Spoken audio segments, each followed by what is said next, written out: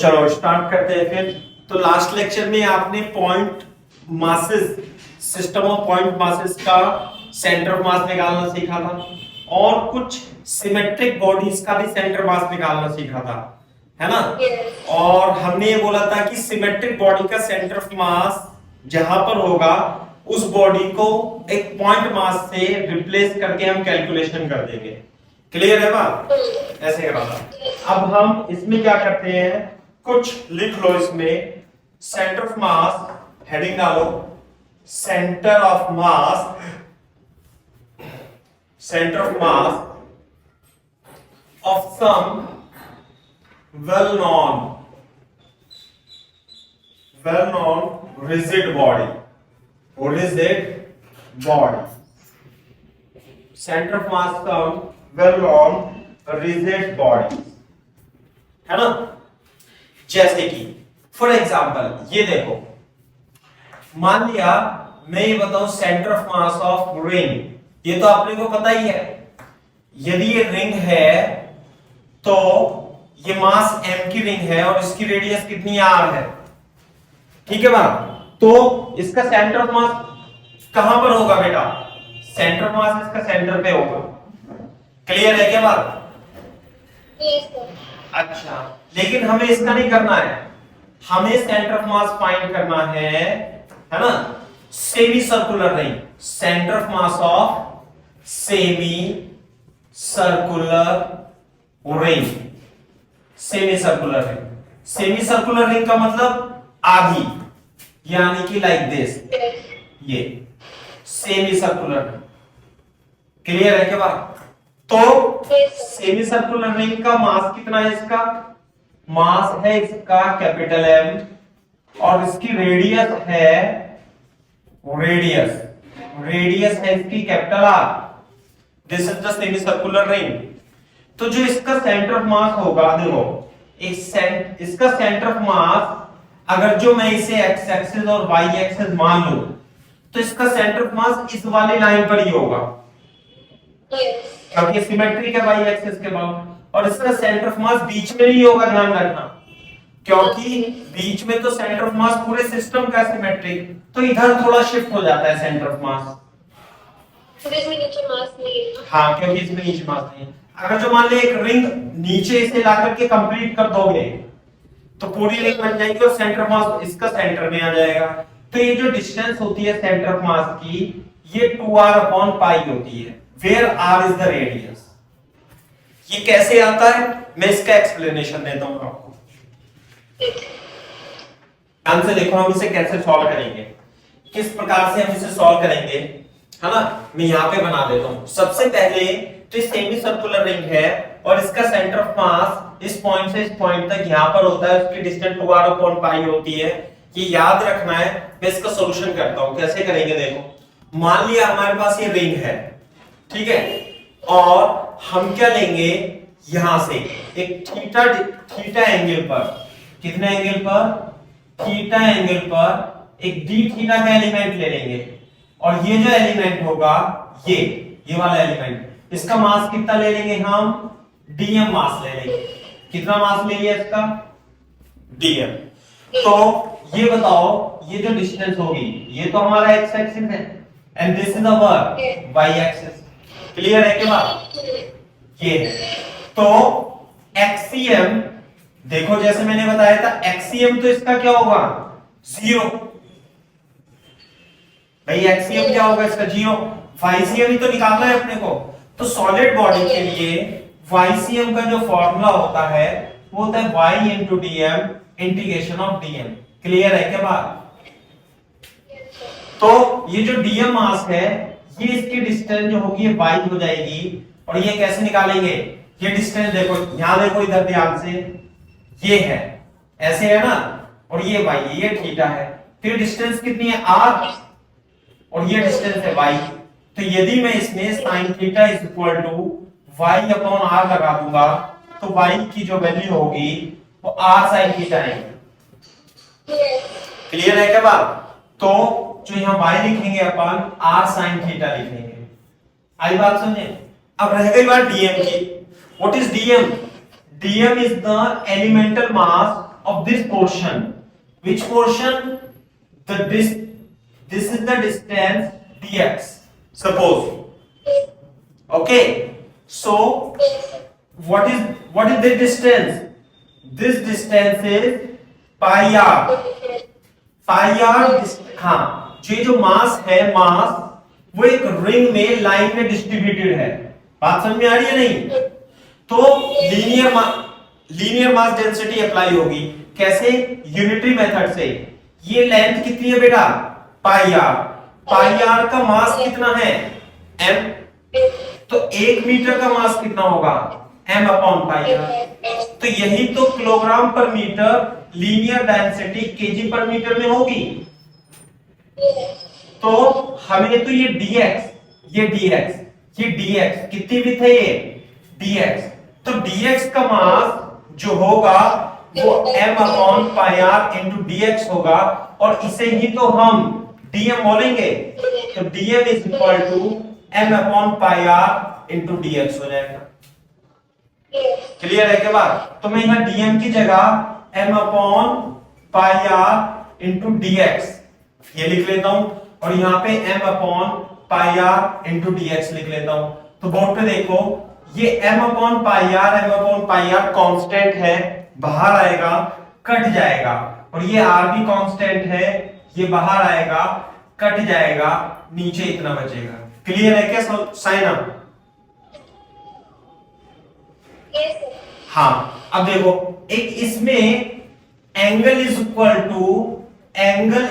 To arc upon radius. Angle is equal to arc upon radius कितनी है इसकी? Arc. तो angle is equal to arc upon radius, तो यहां से dx is equal to r d theta एक relation और आ जाता है। तो dx देखो, इस इंटीग्रेशन के अंदर थीटा और dx दो वेरिएबल है, तो हम क्या करेंगे, dx को r d थीटा लिख लेंगे। This is sin theta r d theta upon r d theta, तो कैंसिल हो जाएगा। तो अंदर बचेगा sin theta into d theta upon d theta. बात समझ में आई? अब हमारी बात ये रह जाती है कि ये जो लिमिट होगी थीटा की, ये कहां से कहां तक वैरी होगी। ध्यान देखो, ये रफ में ये जो एलिमेंट लिया हमने, यहां से लिया थीटा एंगल पर। क्लियर है क्या बात? तो ये जो एलिमेंट है, तो एलिमेंट कहां से स्टार्ट हो रहा है बेटा? एलिमेंट तो यहां से स्टार्ट होता है, ये जाता है, ये जाता है, ये जाता है, ये जाता है, ये जाता है, ये जाता है, ये जाता है, और यहां तक एलिमेंट फैले हुए हैं। तो एलिमेंट ये जो थीटा है, थीटा इज इक्वल टू, यहां पे थीटा इज इक्वल टू 0 होगा, 0 से पाई तक, है ना? पाई का मतलब 180, 0 से 180 डिग्री तक, यानी 0 से 180 डिग्री तक हम इसे इंटीग्रेट कर देंगे। बात समझ में आती है नहीं? ये पाई लिख लो, 0 से पाई डी थीटा। तो लिमिट का तो आपको समझ में आ गया होगा, है ना? अपन इधर कर देते हैं, ये सब रफ वर्क है, रफ में कर लेना आप इसे। अब मैं इसका इंटीग्रेशन करता हूं। ये तो था हमारा YCM, तो जो YCM होगा वो r sin थीटा का इंटीग्रेशन कितना होगा बेटा? Minus cos theta from 0 to pi upon D theta का integration theta from 0 to pi, पहले रखेंगे पाई, माइनस लगा के माइनस कॉस 0 डिवाइडेड बाय, पहले रखेंगे पाई माइनस 0, और ये आ जाएगा कॉस पाई की वैल्यू कितनी होती है? कॉस पाई की वैल्यू -1 होती है, -1 प्लस 1 अपॉन पाई, तो ये कितना जाएगा? 2r upon pi. तो YCM की वैल्यू 2r अपॉन पाई आ जाती है। This distance is 2r upon pi. Copy करो। तो आप इस चीज का ध्यान रखना है ना? क्या ध्यान रखोगे? ठीक है। तो अगर जो सेमी सर्कुलर रिंग है, तो उसका सेंटर ऑफ मास जो होता है, सेंटर ऑफ मास यदि मास m रेडियस r की रिंग है तो आपको ये डेरिवेशन करना तो है ही, चलो एडवांस में तो करना पड़ता है देखो, लेकिन अगर जो आप जेई मेंस या नीट दे रहे हो तो आपको तो जस्ट याद रखना है, समझना ही होता है, क्योंकि और 2r/पाई की डिस्टेंस पे होता है सेंटर ऑफ मास यहां से, और एक्सियम तो हो जाएगा इसका 0 और वाईसीएम हो जाएगा इसका 2r/पाई। क्लियर है क्या बात? Yes, sir. हेलो, हाँ हाँ क्लास है, ठीक। अच्छा, तो ये आप लिख लेना।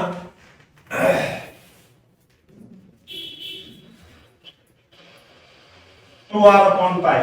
इसी तरीके से देखो, ये तो सेमी सर्कुलर रिंग का था सेंटर मास, अब हम पढ़ते हैं डिस्क के बारे में। अगर जो मैं आपको पूरी डिस्क दे दूं, डिस्क का मतलब ये है डिस्क, ऐसे करके, है ना भाई, तो इसका सेंटर ऑफ मास बीच में होगा, ये तो साइड भी हो गया। अगर जो मैं पूरी डिस्क बना दूं तो इसका सेंटर ऑफ मास कहां होगा? बीच में। लेकिन मेरे को सेंटर ऑफ मास फाइंड करना है किसका? Centre of mass of semi circular disc का। क्लियर है क्या बात? तो सेमी सर्कुलर डिस्क मान लिया ये हमारे पास डिस्क है, और सेमी सर्कुलर डिस्क का ये तो पॉइंट O हो गया, तो इसका मास कितना है बेटा? मास है इसका m और रेडियस है इसकी कैपिटल R। क्लियर है क्या बात? तो इसका सेंटर ऑफ मास यदि मैं इसे x एक्सिस मानूं और इसे y एक्सिस मानूं तो एक्सियम कितना होगा इसका? साइन ऑफ Y axis पे होगा। y एक्सिस पे होगा, तो एक्सियम तो यहां पर होगा, तो इसके जो कोऑर्डिनेट होंगे 0, वाईसीएम ऐसे करके होंगे, तो एक्सियम तो 0, और ये जो सेंटर ऑफ मास की डिस्टेंस होती है ये 4r/3 पाई होती है। ध्यान रखना कितनी होगी? 4r/3 पाई। तो वाईसीएम जो होता है 4r/3 पाई होता है, तो कोऑर्डिनेट 0,4r/3 पाई आ जाएगा। ये कैसे आता है इसका डेरिवेशन भी मैं आपको बताता हूं, कॉपी करो। क्लियर हो गया। चलो, तो मैं इसका डेरिवेशन करता हूं। देखो, अब ये बताओ इसका सेंटर ऑफ मास निकालने के लिए अपन क्या तरीका अपनाएंगे, है ना? देखो, रिंग का सेंटर ऑफ मास है पता है हमें, हम क्या करेंगे कि इस डिस्क का सेंटर ऑफ मास निकालने के लिए क्या बोलेंगे कि हम r डिस्टेंस पे dr विथ की क्या ले लेते हैं? एक रिंग ले लेते हैं। कितनी विथ की? dr विथ की। बोलो, dr विथ की रिंग ले लेंगे, सही है? तो इसका जो मास होगा वो dm होगा सबसे पहले तो हमें इस डिस्क का सेंटर ऑफ मास तो नहीं पता, लेकिन ये जो dm मास है, एलिमेंटल मास dm, इसका तो हमें सेंटर ऑफ मास पता है। अरे इसका सेंटर ऑफ मास कहां होगा? यहां पर होगा। कितनी डिस्टेंस पे? 2r पाई पे होगा, है ना? रिंग का सेंटर ऑफ मास। तुम्हें कुछ पता नहीं है ना, बट ये तो डिस्क है, तो बीच में भी है। कैसे? दोबारा बोलना। वैसे जो रिंग होती है उसका सारा मास तो उसके पेरीमीटर में होता है ना, बीच में कुछ नहीं होता। नहीं, डिस्क, ये तो डिस्क है ना, इसका सारा मास होगा। हाँ, डिस्क में तो है, लेकिन ये रिंग अभी रिंग का करा ना मैंने। हाँ। अरे रिंग का सेंटर ऑफ मास, अगर जो रिंग मान लिया डीएम मास की रिंग है और इसकी रेडियस कितनी है? r है, तो इसका सेंटर ऑफ मास तो पता है ना मेरे को, 2r/पाई।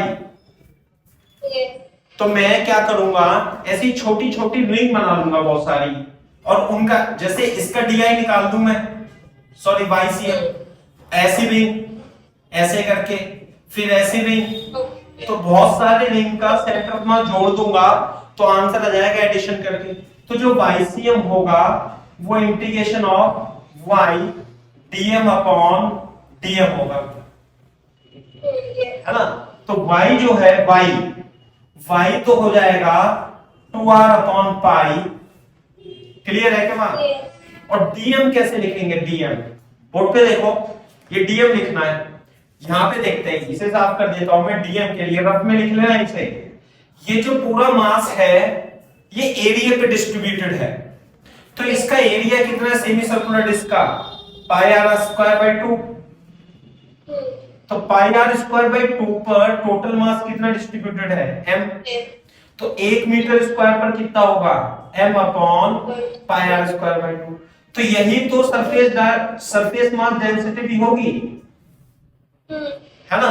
तो इसलिए अब ध्यान से देखो, हमें तो डीएम जो मास है ये डीएम मास कौन सा मास है? ये वाला, ये जो रिंग है ये क्या है? Elemental ring. Elemental ring of mass DM, है ना? And radius R. और विड्थ कितनी है इसकी पता है आपको? विड्थ है इसकी dr। कितनी विड्थ है इसकी? dr। अच्छा, अब मेरे को आप ये बता सकते हो कि ये जो एलिमेंटल रिंग है, देखो इसे ध्यान से, ये सब साइड में लिखते रहना आप। ये रिंग, ये विड्थ है इसकी dr और लेंथ है इसकी कितनी? ये लेंथ कितनी है? अरे पाई आर। कितनी लेंथ है ये? पाई आर। तो क्या आप मेरे को इसका एरिया बता सकते हो? डीए। डीए कितना है एरिया? ये एरिया कैसे दोबारा बोलना? Very good. लंबाई गुणा चौड़ाई, क्योंकि जब आप इसे फैला दोगे तो एक स्ट्रिप बन जाएगी बेसिकली। तो स्ट्रिप बनेगी तो ये तो हो जाएगी लेंथ, तो हो जाएगी इसकी पाई आर और विड्थ हो जाएगी इसकी dr। तो यानी कि इस स्ट्रिप का एरिया जो होगा dA वो पाई आर इंटू dr होगा। सही है?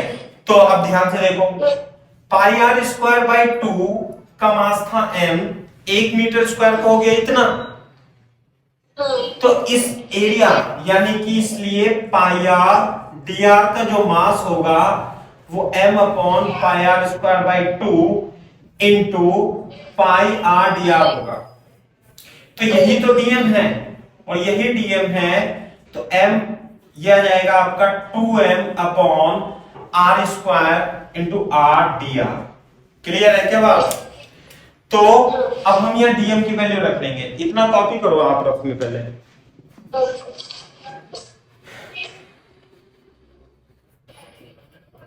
छोटे वाले आईपैड का वो देखना चाहते हैं? हाँ बेटा, ओके। हमने डीएम में नीचे 2 ही लिखा है ना लास्ट में? कहाँ पे? लास्ट में डीएम फाइल को आपने फिक्स किया। हाँ ये है ना? तो 2 है ना? हाँ 2 है, 2 पाई आर स्क्वायर बाय 2।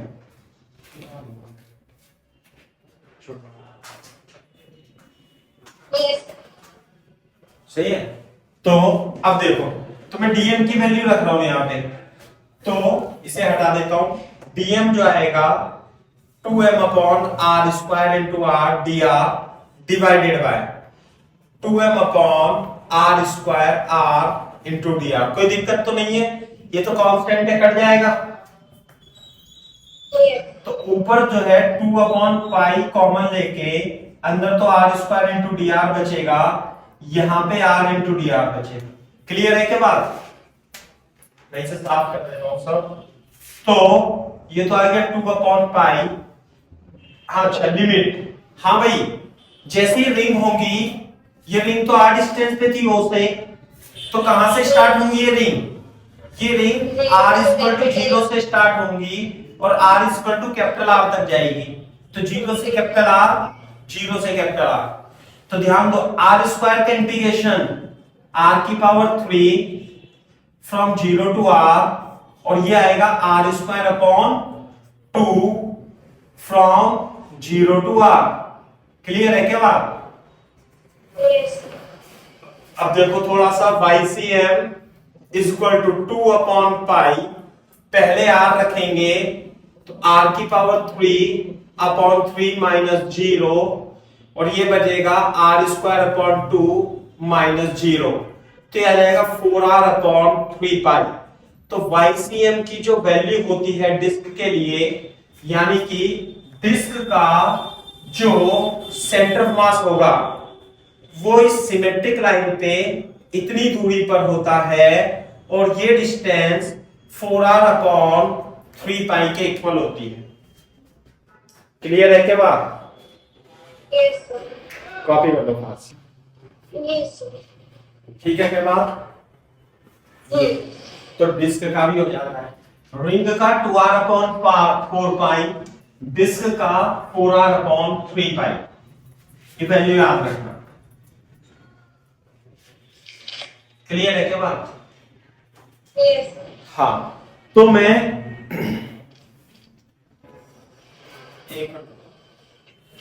एक ये है, जैसे मान लिया, सुनो मेरी बात, हमने रिंग का तो कर लिया, रिंग का सेंटर ऑफ मास 2r/π के डिस्टेंस पे होता है। मान लिया हम लिखते हैं, अब हम centre of mass of circular arc, circular arc का अपन है ना लिखते हैं centre of mass. Circular arc कैसे होगी? सर्कुलर आर्क इतनी दूरी पे होगी, जैसे ये सर्कुलर आर्क है ये, तो सर्कुलर आर्क कैसे होगी? ऐसे करके ये बनाएगी, है ना, मान लिया सिमेट्रिकल है ऐसे, this is the circular arc, और ये एंगल कितना बना रही है भाई? थीटा एंगल बना रही है। तो सेट मास कितना इसका? m, रेडियस कितनी है इसकी? r, तो ऑब्वियसली सेंटर ऑफ मास जो होगा वो यहां पर होगा इस पॉइंट पे।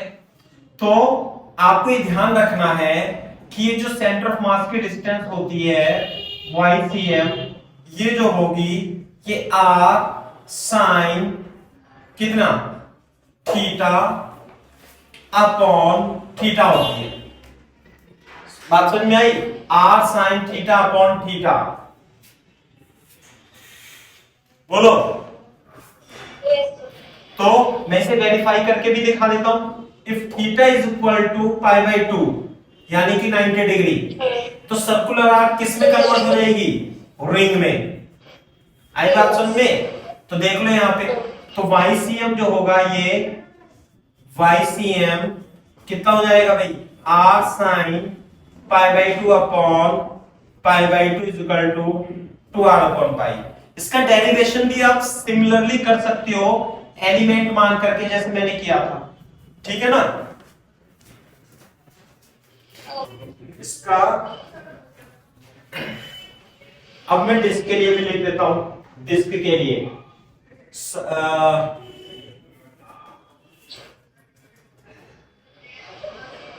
डिस्क, जैसे कि ये डिस्क है हमारे पास, this is a part of disc. ये क्या है? This is a part of disc, है ना? पार्ट ऑफ डिस्क, फिर से मान लिया एंगल हमारा थीटा है, तो ये सेंटर ऑफ मास यहां पे होगा, तो इसका भी हम सेम डेरिवेशन कर सकते हैं। लेकिन आपको क्या करना है, इसका डायरेक्ट आपको फॉर्मूला याद रखना है सेमी सर्कुलर डिस्क का, है ना? हाँ भाई, ये होता है इसका कितना? मान लिया इसकी रेडियस r है, तो ये जो डिस्टेंस होगी, ये वाली जो डिस्टेंस होगी OCM, है ना, जो y मान लेता हूं मैं, तो जो y होगी ये हो जाएगी आपकी 2r sine alpha sine theta upon 3 theta. इसे भी आपको याद रखना है, सही है बात? क्योंकि you put theta is equal to π/2, then disc जो ये जो पार्ट ऑफ डिस्क है it become semi circular disc, semi circular disc, और ये कितना हो जाएगा? 2r, हाँ 3π/2, तो दिस बिकम 4r अपॉन 3π। ये है, तो इन चीज को याद रखना, ये फॉर्मूले काफी यूजफुल है ना?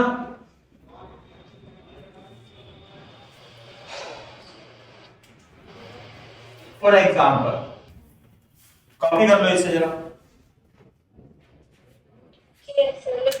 Very good. जैसे क्वार्टर डिस्क की हम बात करें, क्वार्टर डिस्क, क्वार्टर डिस्क का मतलब क्या है भाई? ए ऐसे, है ना? ये क्वार्टर डिस्क, रेडियस कितनी है इसकी r, मास कितना है इसका m। तो इसका सेंटर ऑफ मास बता सकते हो बेटा कहां पर होगा, बताओ। इसके x और y दोनों में होगा। x y दोनों में होगा, तो यहाँ पे होगा कुछ ऐसे करके, Yes. है ना। तो ये है, यहाँ पे होगा सेंटर। हाँ तो कॉमा r/2 होगा। हाँ, तो देखो एक मिनट मैं इसे क्वार्टर डिस्क को ऐसे कन्वर्ट कर लूं, ऐसे लिख लेता हूं। तो ये जो होगा ये एंगल कितना होगा, 90 डिग्री, और ये थीटा कितना हो जाएगा भाई यहाँ पे, π/4। तो Yes. ये जो डिस्टेंस होगी इसे मैं थोड़ी देर के लिए क्या मानूं, r मान लेता हूं। रेडियस कितनी है इसकी, कैपिटल R, रेडियस कितनी है, कैपिटल R। तो ये हो जाएगी आपकी थीटा, और ये हो जाएगी थीटा, और ये हो जाएगा r। क्लियर है बात। Yes. तो जो r की वैल्यू होगी वो यही तो थी, कितनी, 2r sin theta upon 3 theta, बोलो। Yes. तो जो ये डिस्टेंस होगी O पॉइंट से सेंटर ऑफ मास की, तो ये OCM ही तो होगी। तो Yes. हाँ, तो हम थीटा की जगह 2r sin π/4 अपॉन 3π/4 रख लेंगे। r is equal to 2r upon 3π/4 into 1/√2 हो जाएगा, Yes. है ना। तो 1/√2 हो जाएगा, तो √2 4√2r अपॉन 3π, ये डिस्टेंस हो जाएगी आप, ये वाली। हाँ। तो लेकिन ये तो 45 डिग्री ये है, तो Yes. ये तो होगा हमारा XCM, और ये हो जाएगा हमारा YCM। Yes. तो XCM की वैल्यू कितनी होगी फिर इसमें, XCM, what will be the XCM। हाँ, XCM जो होगा R cos 45 होगा, और YCM भी कितना होगा, R sin 45 होगा। तो R की जगह क्या लिखेंगे हम, 4√2r अपॉन 3π, और 1/√2 cos 45, ये कर दिया। तो 4r अपॉन 3π XCM हो जाएगा, और YCM भी कितना आएगा बताओ, यस 4r अपॉन 3π YCM आ जाएगा। तो ऐसे करना, सर बट r/2 का क्यों नहीं आया? r/2 r/2 क्यों नहीं आया, हाँ। अरे कैसे आएगा, कोई सेंटर मास ही बिल्कुल आधा आधा थोड़ी ना है Okay. भाई। r/2 क्यों आएगा, अगर जो ये स्क्वायर होता ऐसे करके तभी तो सेंटर ऑफ मास कितना आता, r/2 तभी तो होता। Yes. अभी ऐसे कैसे हो जाएगा, नहीं ये Check. हाँ, yes. Okay. Yes, होगा। ठीक है। हम्म। ये है। तो इस तरीके से अपने को करना है, सही है। क्वार्टर डिस्क का हो गया, इसी प्रकार से रिंग विंग का भी हो जाएगा, है ना। तो कोई दिक्कत वाली बात नहीं है उसमें, तो है ना, रिंग का भी आप पूछ सकते हो।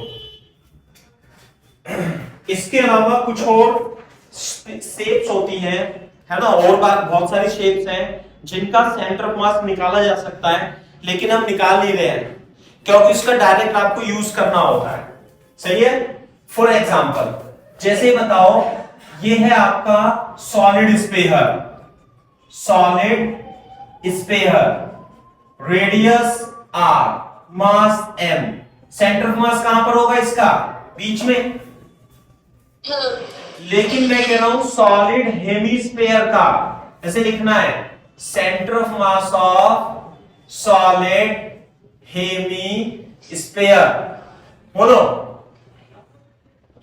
तो सॉलिड हेमीस्फेयर, रेडियस r, और यहां पे आ गया सेंटर ऑफ मास। बात समझ में आती है। तो ये जो डिस्टेंस होगी ये हो जाएगा आपका x और ये y। तो XCM तो हो जाएगा 0, और हमारे पास YCM, YCM क्या हो जाएगा 3R/8। क्लियर है के बाद? Yes sir. कॉपी करो।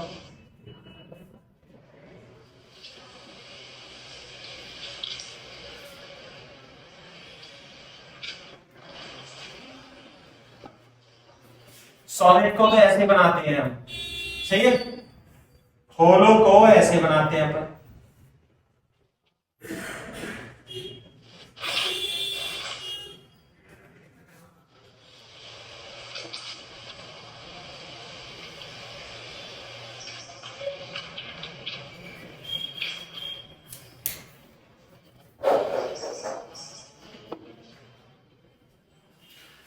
होलो हेमिस्फीयर का जो सेंटर ऑफ मास होता है साइना, यस। वो R/2 डिस्टेंस पे होगा, ध्यान रखना। ओके। और सॉलिड हेमिस्फीयर का सेंटर ऑफ मास 3R/8 पर होता है। ठीक है। ये याद रखना है, और इसे आप निकाल भी सकते हो, है ना, लेकिन निकालने में बहुत टाइम लगेगा और ये यूजलेस है निकालना, फाइंड करना, है ना। ओके।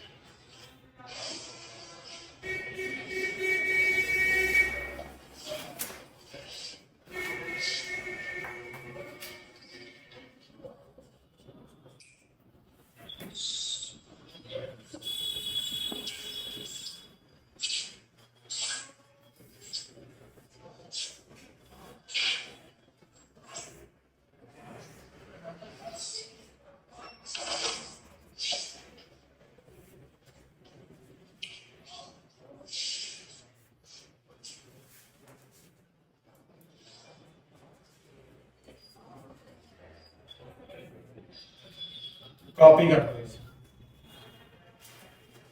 सॉलिड कॉन को इस तरीके से आप रिप्रेजेंट कर सकते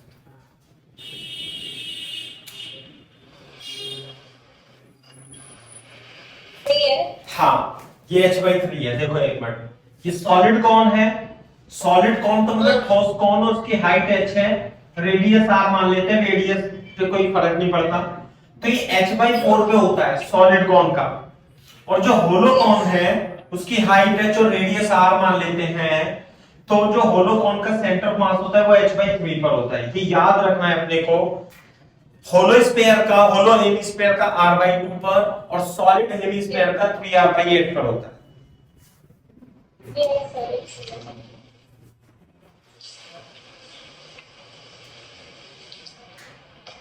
डन सर। ओके, ठीक है, ये है। अच्छा, देखो मैं अब एक क्वेश्चन बनाता हूं इसमें, सॉलिड हेमिस्फीयर और हेमिस्फीयर का। देखो फॉर एग्जांपल, मान लिया, चलो ये तो कितना है 3R/8, याद रखना इसे। मान ली सॉफ्टी है, सॉफ्टी मतलब कैसे होती है, कॉन और हेमिस्फीयर। मान लिया ये सॉलिड कॉन है ऐसे करके, और इस पर एक सॉलिड हेमिस्फीयर बन गया। क्लियर है, ये भी कॉन है, बोलो। और इसकी रेडियस तो है r है, और इसकी जो हाइट है वो आपका 4r है, मान लेते हैं। क्लियर है क्या बात? ये रहा। Yes. And this shape is made of same material, है ना। Shape is made of same material. Clear है क्या बात? Same material. Yes sir. और ये मान लिया पॉइंट O है। Find the position of centre of mass from point O। इस पॉइंट O से आपको इसके सेंटर ऑफ मास की पोजीशन फाइंड करनी है। ये क्वेश्चन है,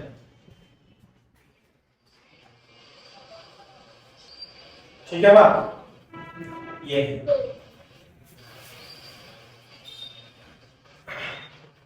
तो देखो कैसे करेंगे हम, बोर्ड पे देखो मैंने क्या बताया, ये हेमिस्फेयर है ये वाला, है ना, और ये है कौन। तो यदि मैं हेमिस्फेयर को कंसीडर करूं ऐसे करके हेमिस्फेयर को कंसीडर करूं, तो इसका जो सेंटर ऑफ मास होगा m1 मान ले, तो इसका मास, तो इसका जो सेंटर मास होगा कितनी ऊंचाई पर होगा बता सकते हो, ये होगा कितना, इससे मान लेता हूं मैं y1, तो जो y1 डिस्टेंस होगी वो होगी 3r/8 पे, क्लियर है। और नीचे जो कोण है ये क्लियर है, इसका सेंटर ऑफ मास यहां पे होगा और इसका मास मान लेता हूं मैं m2 इस नीचे वाले कोण का, और ये जो y2 होगा ये आप बता सकते हो y2 कितना होगा, बता सकते हैं ये कितना है, h = 4r है ना, हाँ h/4 होता है, तो 4r/4, तो ये तो हो जाएगा r, तो ये हो जाएगा y2। अब मेरे को, हाँ भाई, अब मेरे को ये बताना है कि पॉइंट O ये है, suppose this is x axis and this is y axis, तो इसका एक्सियम कितना होगा, अरे एक्सियम तो 0 ही होगा, है ना। अब यहां पे देखो ये इस तरीके से है कि दो पॉइंट मासेस है m1, एक की डिस्टेंस है y1 और एक पॉइंट मास है m2 और उसकी डिस्टेंस है y2, तो दो मास है m1 m2, तो उनका सेंटर मास यहीं पे कहीं पे होगा, इसके बीच में ही। नहीं आई बात समझ में, हाँ। तो अब सेंटर मास निकालेंगे कैसे, जो YCM का फॉर्मूला होता है वो होता है m1y1 plus m2y2 upon m1 plus m2, clear है क्या बात। तो बोर्ड पे देखो, तो जो m1 होगा तो m1 तो एज इट इज होगा, और y1 की जगह क्या लिखेंगे 3r/8 लिखेंगे, प्लस m2 की जगह तो m2 लिख लेंगे यानी कि इस कोण का मास, और y2 की जगह देखो जो कोऑर्डिनेट है ना ये 0, -r है, और इसका जो कोऑर्डिनेट है वो 0, 3r/8 है, क्लियर है क्या बात। तो -r divided by m1 plus m2, यहां माइनस आएगा ये ध्यान रखना, सही है क्या। अब मेरे को इसमें m1 और m2 की वैल्यू और निकालनी है। What is m1, m1 is the mass of solid hemisphere, तो क्योंकि ये सेम मटेरियल से बने हैं तो m बराबर v इंटू रो, m बराबर vd, mass is equal to volume into density, तो वॉल्यूम होगा इसका हेमिस्फीयर का वॉल्यूम 2/3 पाई आर क्यूब, है ना। 4/3 पाई आर क्यूब होता है पूरे गोले का, तो 2/3 पाई आर क्यूब इंटू डेंसिटी, तो डेंसिटी हो जाएगी। अब निकालते हैं m2, यानी कि इसका मास, कौन का मास, जो कौन का मास होगा वॉल्यूम इंटू डेंसिटी, तो कौन का वॉल्यूम बता सकते हो कितना होता है, कौन का volume 1/3 pi R square h होता है, तो 1/3 पाई r की जगह तो r ही लिखेंगे, लेकिन h की जगह कितना लिख देंगे 4r का क्यूब इंटू डेंसिटी, एक मिनट, पाई r square into h into density, तो यह जाएगा 4/3 पाई r क्यूब इंटू डेंसिटी, ये आ गया मास है। कॉपी करो यहां तक। अब देखो हम इसमें वैल्यू रख देंगे, है ना, तो m1 की वैल्यू, m1, एक काम सुनो, मेरी बात ध्यान सुनो, क्या मैं इसे पाई आर क्यूब इंटू रो को सिंप्लीफाई कैलकुलेशन करने के लिए m ले लूं m, तो ये हो जाएगा हमारे पास 2/3m, और इसे मैंने ले लिया 4/3m, सही है ना, आसान हो गया अपना काम। तो m1 की जगह 2/3m और ये हो जाएगा 3r अपॉन 8 प्लस, अच्छा ये तो माइनस आ जाएगा यहाँ पर माइनस, और m2 की जगह 4 upon 3m into r divided by m1 plus m2 यानी 2/3m प्लस 4/3m। सही है? Yes.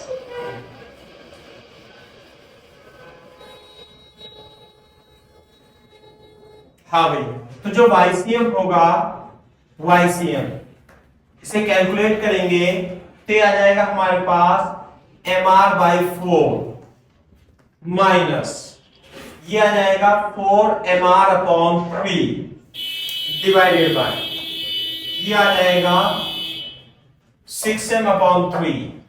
सही है? तो m से तो m कैंसिल हो ही जाएगा, तो ऊपर बचेगा r/4 4r/3 अपॉन 2, ये आ जाएगा आपके पास 12 अपॉन 2 3r माइनस 16 है ना, और ये आ जाएगा माइनस 13r अपॉन 24।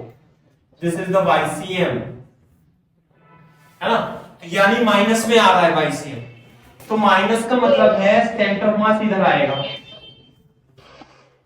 ये ऐसे था, तो ये जो है सेंटर ऑफ मास माइनस में आएगा क्योंकि x हो गया y हो गया, तो ओरिजिन, तो सेंटर ऑफ मास यहां पर होगा और ये डिस्टेंस 13r अपॉन 24 होगा। एक बार कैलकुलेशन भी आप सही से चेक कर लेना। सेंटर ऑफ मास बताता हूं, ये जो है ना, वेरी इंपॉर्टेंट है ना, बहुत ही मतलब किसी किसी किताब में दिया हुआ है, किसमें नहीं दिया हुआ, लेकिन अपन तो इसे कराते हैं। Right angle right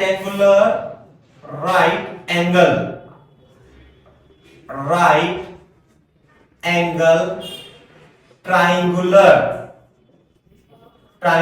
plate, right angle triangular plate का सेंटर ऑफ मास कैसे, ये प्लेट है आपकी, ऐसे शीट है लैमिना, बात समझ में आई? Yes. इसका मास है, मान लिया ये हमारे पास डिस्टेंस है, इसकी हाइट है a और ये डिस्टेंस है b, तो इसका सेंटर ऑफ मास बता सकते हो कहां पे होगा? यहीं पे कहीं पे होगा, तो बताओ कैसे बताओगे? यहां पे होगा कहीं पे सेंटर ऑफ मास, तो हमें उसका सेंटर ऑफ मास फाइंड करना है। तो अगर जो मान लिया रेक्टेंगल होती, ये A ये B, तो कोई भी कह देता कि सेंटर ऑफ मास कहां होगा, इसका बीच में होगा। Yes. अब देखो इसमें कैसे करेंगे, अब समझ में आएगा बात? कॉपी करो, मैं बताता हूं कैसे करेंगे।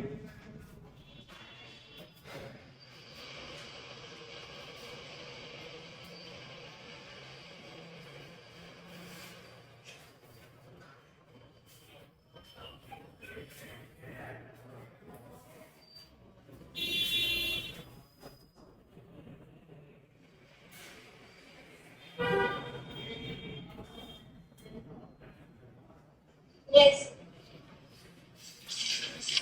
ठीक है, तो देखो अपन क्या करेंगे, x एक्सिस और y एक्सिस ले लेंगे और इसका मास मान लेंगे m, और surface mass density kg per metre square, ये क्या है इसकी सरफेस मास डेंसिटी। बात समझ में आ रही है नहीं? तो ऐसे करेंगे हम और ये ऐसे ले लेंगे, तो बोर्ड पे देखो यहां पे होगा इसका सेंटर ऑफ मास एक्सीएम और वाईसीएम दोनों होगा, ये तो होगा एक्सीएम और ये होगा वाईसीएम। तो अपन क्या करेंगे, x डिस्टेंस पे एक dx विड्थ का एक एलिमेंट ले लेंगे dm मास का।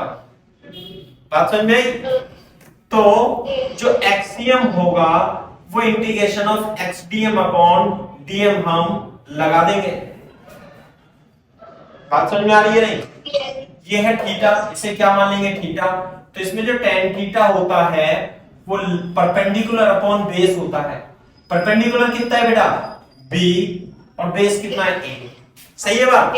अब हमें यहाँ पर डीएम मास रखना है क्योंकि x तो हो गया, तो डीएम मास कैसे लिखेंगे? डीएम मास इसके सरफेस मास डेंसिटी से लिखेंगे। बोर्ड पे देखो, इसका एरिया बता सकते हो आप, इसका एरिया यहां पे लिख लेना, रफ में लिख लो। ये रहा, ये A है और ये B है, तो इसका एरिया बता सकते हो, एरिया कितना आएगा? 1/2 B into A। तो 1/2 B into A का मास कितना है? M, बोलो। यस। और 1 मीटर स्क्वायर का मास कितना होगा? M/B। तो यही तो सिग्मा होगी, यस। किलोग्राम पर मीटर स्क्वायर। तो ये बताओ, ये जो स्ट्रिप है, ये जो स्ट्रिप है, इसका मास डीएम है ना, तो ये वाला जो इसका एरिया है, इसका एरिया निकालना पड़ेगा ना अपने को, कितना आएगा? बोर्ड पे देखो कैसे निकालेंगे एरिया। ये है थीटा, ये जो स्ट्रिप है इसकी विड्थ कितनी है भाई? और इसकी हाइट कितनी है भाई? तो जो डीए होगा क्या वो h इंटू dx नहीं होगा? यस। और h कैसे निकालेंगे? देखो, tan theta is equal to b upon a is equal to, board पे देखो, tan theta is equal to h upon a minus x। Clear है क्या बात? इस वाले ट्रायंगल में tan थीटा h अपॉन ये टोटल कितनी थी? a, और ये है x, तो ये हो जाएगी x। तो a upon tan theta is equal to h upon a minus x। Clear है क्या बात? बोलो। तो जो h आएगा इससे वो आएगा b upon a into a minus x। तो da जो आएगा वो h b upon a minus x आ जाएगा। क्लियर है क्या बात? तो जो लिखो मत, एक बार डीएम देख लो। जो डीएम होगा वो डीएम जो होगा वो होगा सिग्मा इंटू डीए। और सिग्मा तो चलो मान ली ये है, कांस्टेंट है ये, आप इसकी वैल्यू रखो मत रखो, मैं तो सिग्मा ही ले लेता हूं क्योंकि सरफेस मास डेंसिटी सबकी सेम है, तो सिग्मा इंटू डीए। और बेटा डीए की वैल्यू कितनी होगी? b upon a minus x। बात समझ में आ रही है नहीं? इंटू dx भी आएगा यहाँ पे, इंटू dx, तो ये आ जाती है dm की वैल्यू। तो मैं यहाँ पे रख देता हूँ dm की वैल्यू x इंटू dm हो गया sigma upon b minus a minus x into dx divided by sigma upon b minus a minus x। यहां तक कोई डाउट हो तो मेरे को बताओ, नहीं तो कॉपी करो। Very good. ये है ना, हाइट कितनी है इसकी? h, और विड्थ कितनी है इसकी? dx। और h जो निकाला है मैंने वो tan थीटा से निकाला है। अच्छा, तो ठीक है। b upon a h upon a minus x।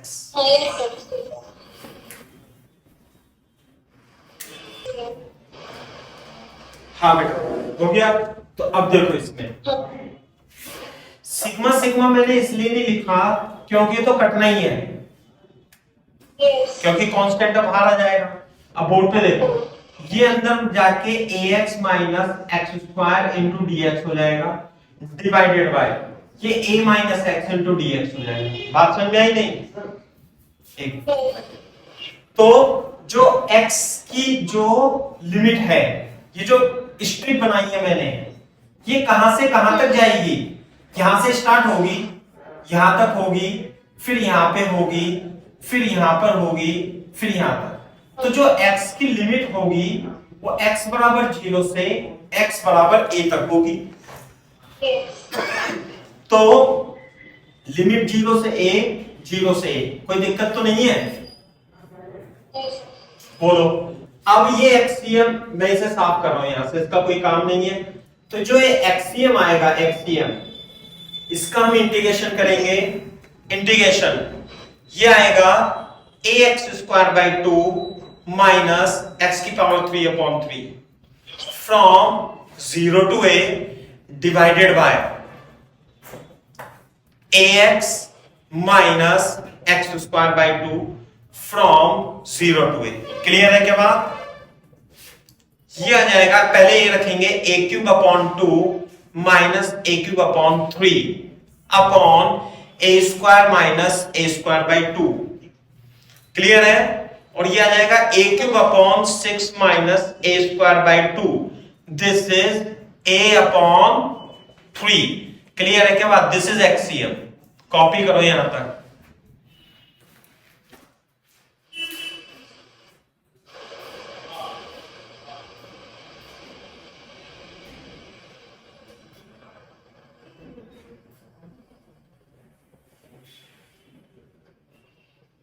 Yes, sir.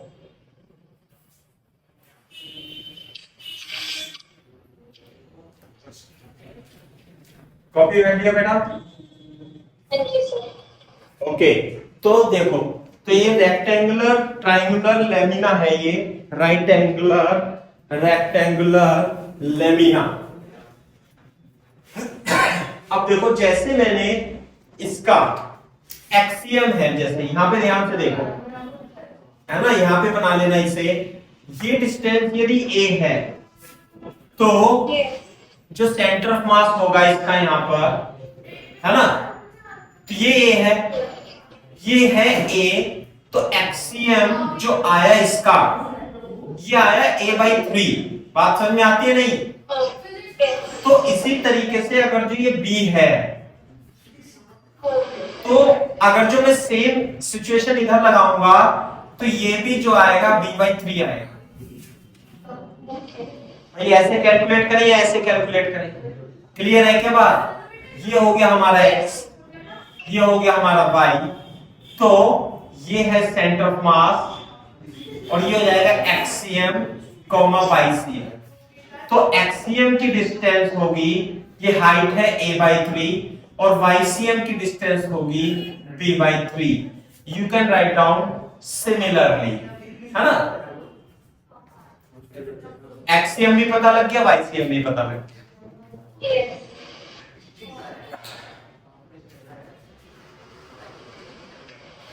Derivation है ये, ऐसे करके, है ना? जैसे मान लिया ये है, ये आ जाता है ऐसे करके, है ना?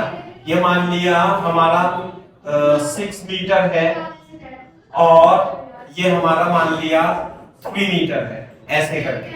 तो इसका सेंटर ऑफ मास बताना होता है कि सेंटर ऑफ मास कहां पे है, तो डायरेक्ट बता देंगे हम। इसे एक्स एक्सिस रख दूं, इसे वाई एक्सिस रख दूं, तो ये हो जाएगा सेंटर ऑफ मास ये। क्लियर है क्या साइना? Yes, sir. तो एक्सियम जो होगा, एक्सियम की जो हाइट होती है ना, हाइट 3/3 यानी कि 1 मीटर पर। आई बात समझ में? ब्लर दिख रहा है थोड़ा सा। है? ब्लर दिख रहा है। अच्छा,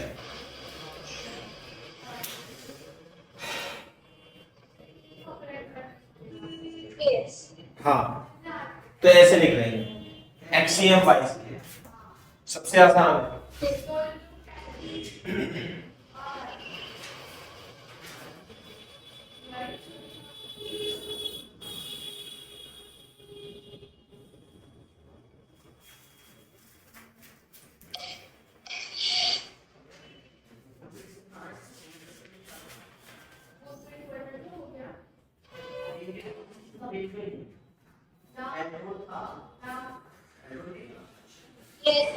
अच्छा, देखो अब मैं एक एग्जांपल और करता हूं आपका। फॉर एग्जांपल, मान लिया हमारे पास ये अब ट्रायंगुलर शीट है, ट्रायंगुलर शीट। क्लियर है क्या बात? तो राइट एंगल तो नहीं है, लेकिन इसकी हाइट है h। कितनी हाइट है? h। बोलो, Yes. इसकी हाइट है h। तो इसका आपको सेंटर ऑफ मास बताना है कि कितनी ऊंचाई पर होगा सेंटर ऑफ मास। इसका यहीं पे कहीं पे होगा। ध्यान दो, ये शीट ऐसे भी हो सकती है, ऐसे करके। जब ये आइसोसेलेस है, ये ऐसे भी हो सकती है, ये। तो इसकी भी हाइट कितनी मान लूं मैं? h मान लूं। तो जो सेंटर ऑफ मास होता है, इनका सेम हाइट पे होगा, बेस से h/3 पर हो। बोलो ओके। अब ये बताओ कैसे होगा, सोचो जरा। मैंने तो राइट एंगल का बताया था, कॉपी कर लो, मैं बताता हूं। ये बेस है, बेस से h/3 पर हो। Yes sir. सही बात। देखो जो ये सेंटर ऑफ मास होगा ये ऐसे ही परपेंडिकुलर नहीं है, कभी आप सोचो कि परपेंडिकुलर है, नहीं। मैंने तो ये पोजीशन बताई है कि सेंटर ऑफ मास इस लाइन पे होगा कहीं ना कहीं पे। तो बोर्ड पे देखो, जैसे मैं इसका एग्जांपल लेता हूं, मैं इसे दो राइट एंगल ट्रायंगल में कन्वर्ट कर लेता हूं, एक तो ये वाली यस। और एक दूसरी वाली, ऐसे करके ऐसे करके। क्लियर है क्या बात? यस। बोलो यू, सही है ना? तो अगर जो ये राइट एंगल ट्रायंगल छोटी वाली है ये और इसकी हाइट h है, तो इसका सेंटर ऑफ मास जो होगा वो h/3 पे होगा, नहीं होगा? यस। ये तो हमें पता है, ये तो मैंने प्रूफ ही करा है। और ये जो दूसरी वाली रेक्टेंगुलर प्लेट, ये राइट एंगल ट्रायंगुलर प्लेट है ये, और इसकी भी हाइट कितनी है h/3, तो सेंटर ऑफ मास तो इसका यही होगा h/3 पे। तो जब आप दोनों को मिला दोगे तो इसका मान लेते CM1 और CM2 ऐसे करके है कहीं, तो जब आप मिला दोगे तो इसे ऐसे बन जाएगा। तो इसका तो सेंटर मास यहां पे होगा, इस वाली का, ये h/3 डिस्टेंस पे, और इसका सेंटर ऑफ मास यहां पे होगा और ये भी h/3 पे होगा। बोलो। यस। तो दोनों का अगर जो आप दोनों को पॉइंट मास मानोगे तो सेंटर मास यही कहीं ना कहीं पे होगा, यहीं पे बीच में, लेकिन इसकी जो हाइट होगी वो h/3 पर ही होगी सिस्टम की। यस। क्लियर है क्या बात? यस। इसलिए h/3 पे होता है राइट एंगल। ट्रायंगुलर का भी हो तो हाइट पता होनी चाहिए आपको, तो इसका सेंटर ऑफ मास हम बता सकते हैं। क्लियर है क्या बात? यस।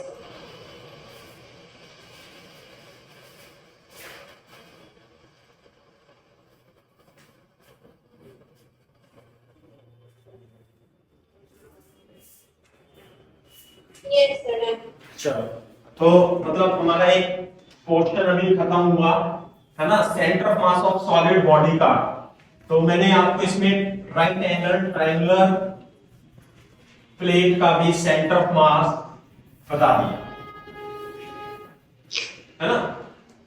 ओके, तो इस टाइप से हमने पिछले लेक्चर में तो थोड़ा सा वो देखा था पॉइंट मासेस का, इसमें देखा सॉलिड बॉडी का, और सॉलिड बॉडी में सम स्पेसिफिक बॉडी का सेंटर ऑफ मास। जैसे सेमी सर्कुलर रिंग का सेंटर ऑफ मास 2r/π पे होता है, सेमी सर्कुलर डिस्क का 4r/3π पे होता है, होलो हेमिस्फीयर का r/2 पर, सॉलिड हेमिस्फीयर का 3r/8 पर, सॉलिड कॉन का h/4 पर, और होलो कॉन का h/3 पर सेंटर ऑफ मास होता है।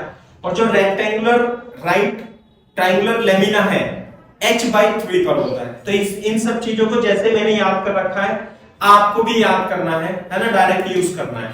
कुछ के डेरिवेशन कर लेते हैं, कुछ के नहीं, मिल तो सभी जाते हैं लेकिन अपन उसे नहीं कर रहे, काफी लंबे चौड़े होते हैं वो, है ना, आधा पौन घंटा लग जाएगा एक डेरिवेशन कराने। अब हम नए टॉपिक पे देखते हैं। अब हम क्या करेंगे कि किसी भी सॉलिड बॉडी में से किसी भी कुछ पोर्शन को काटने के बाद सेंटर ऑफ मास फाइंड करेंगे। जैसे कि बोर्ड पे देखो, मान लिया डिस्क है तो इसका सेंटर ऑफ मास बीच में होगा। अगर जो मैं इस डिस्क में से एक कुछ पोर्शन निकाल दूं ऐसे करके, ये तो यहां पे तो कुछ भी नहीं है, हवा है यहां पे, तो इसका सेंटर ऑफ मास कहां पे होगा बताओ? इस पॉइंट पे, 2 पे, 3 पे, 4 पे, 5 पे, बताओ कहां पे होगा बेटा सेंटर ऑफ मास? 2। थोड़ा सा जस्ट इधर शिफ्ट हो जाएगा, तो यही हमें कैलकुलेशन करनी है।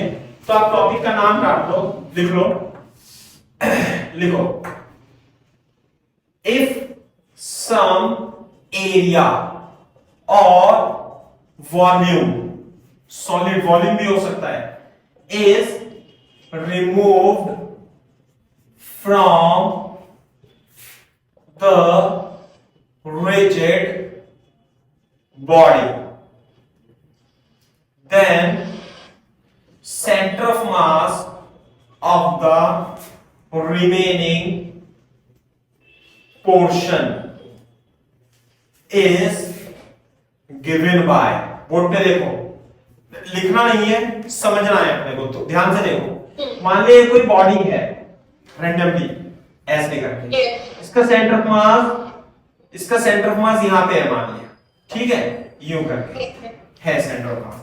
तो इस सेंटर ऑफ मास का जो पहले बॉडी थी ऐसे m1 मास की थी, और इसका जो पोजीशन वेक्टर था वो r1 है, कोई दिक्कत? सही ना। अब हम क्या करते हैं, अब हम सेम सॉलिड बॉडी में से, है ना, कुछ पोर्शन रिमूव कर देते हैं, इसका कुछ पोर्शन रिमूव कर देते हैं, बॉडी ऐसे बना देते हैं, ये सही है ना। तो बॉडी बच गई ये ऐसे करके, तो इसका सेंटर ऑफ मास यहां पे तो नहीं रहेगा, फिर तो कहीं और हो जाएगा। तो मान लिया इसका सेंटर ऑफ मास यहां पे हो जाता है ना, सेंटर ऑफ मास यहां पे हो जाता है cm डैश, थोड़ा सा मैं बना लेता हूं चित्र ऐसे करके, है ना, यूं है गिवन बाय, तो ये जो हो जाएगा ये हो जाएगा r वेक्टर cm डैश। तो पहले कहां पे था, पहले तो सेंटर मास m1 का यहां पे था, बोलो, ये तो r1 था, तो ये जो r वेक्टर है ये है रिमेनिंग, ऐसे लिखता हूं मैं रिमेनिंग। क्लियर है के बाद बोर्ड पे देखो, ये जो पोर्शन रिमूव करा है, सुनो एक मिनट ध्यान से, ये जो पोर्शन रिमूव करा है, तो इस पोर्शन का भी मास होगा कुछ, और इसे लिख देते हैं हम m कट, मतलब जितना मास हमने कट किया है, यहां से कट किया होगा ना, ये ऐसे करके कट किया है, तो इस रिमूविंग पोर्शन यानी कट मास का सेंटर मास भी होगा कहीं पे, यहां पे इस रिमूव करने वाले का, तो इसका जो पोजीशन वेक्टर है उसे मैं लिख देता हूं r कट, और कट करने वाले पोर्शन का मास है m कट। बात समझ में आई? तो जो रिमेनिंग पोर्शन का सेंटर ऑफ मास है, centre of mass of remaining portion जो होगा, ये तो m1 था, m1 r1 vector minus m cut r cut divided by m1 minus m cut, ये फॉर्मूला है रिमेनिंग पोर्शन का निकालने के लिए सेंटर ऑफ मास। पहले से कॉपी कर लो, जब एग्जांपल दूंगा तब पता लगेगा कैसे अप्लाई करना है। देखना हूं बोर्ड पे देखो, जैसे कि, है ना भाई, एग्जांपल सुन लो, मान लिया ये हमारे पास r रेडियस की एक डिस्क है, ये रही, और इसका मास होगा कुछ है। अब हमने इसमें से r/2 रेडियस की डिस्क रिमूव कर दी, ये वाली, ठीक है, तो जो पोर्शन बचेगा वो ये बचेगा, देखो ऐसे करके, ये तो रिमूव हो गई और ये बची। क्लियर है के बाद? चलो, तो हमें ये बताना है ना, मैं लिख देता हूं, if disc of radius r/2 is removed as shown in figure, find the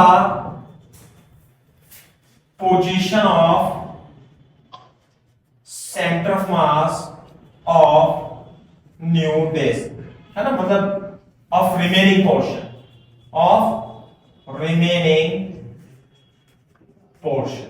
clear है क्या बात? Yes sir, yes sir, clear. अच्छा, अब देखो, सबसे पहले इस फॉर्मूले में देखो कैसे हमें इसे अप्लाई करना है ना।